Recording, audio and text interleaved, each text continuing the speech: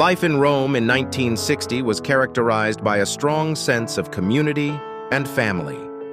Traditional values played a central role in daily routines, with family gatherings and communal meals being cherished traditions. Despite the economic challenges faced in the aftermath of World War II, Romans maintained a resilient spirit and a deep appreciation for their cultural heritage. At that time, Italy was a constitutional monarchy, with King Umberto II serving as the head of state until 1946, when a referendum led to the establishment of the Italian Republic. In 1960, the president of the Republic was Giovanni Gronchi. The political landscape was marked by a period of stability, and the Italian economy was experiencing a phase of growth known as the economic miracle.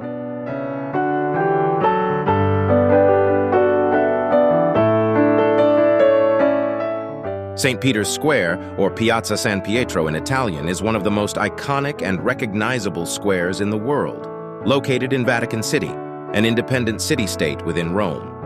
In 1960, St. Peter's Square continued to stand as a symbol of religious and architectural grandeur, drawing pilgrims, tourists, and the faithful from around the globe. Designed by Gian Lorenzo Bernini in the 17th century, St. Peter's Square is a masterpiece of Baroque urban planning. The square is flanked by a grand colonnade, comprised of 4 rows of Doric columns, embracing visitors in a symbolic gesture of the motherly arms of the Catholic Church. At the center of the square, an ancient Egyptian obelisk, originally erected at Heliopolis, stands as a focal point, crowned by a cross symbolizing the triumph of Christianity. The year 1960 saw St. Peter's Square as a central gathering place for significant events in the Catholic Church. Pilgrims and visitors flocked to the square for religious ceremonies, papal audiences, and special events.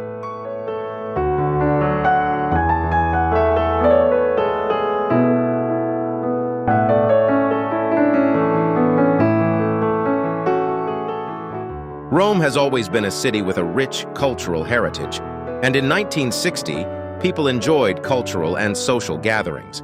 The city's theaters, museums, and historical sites were popular destinations.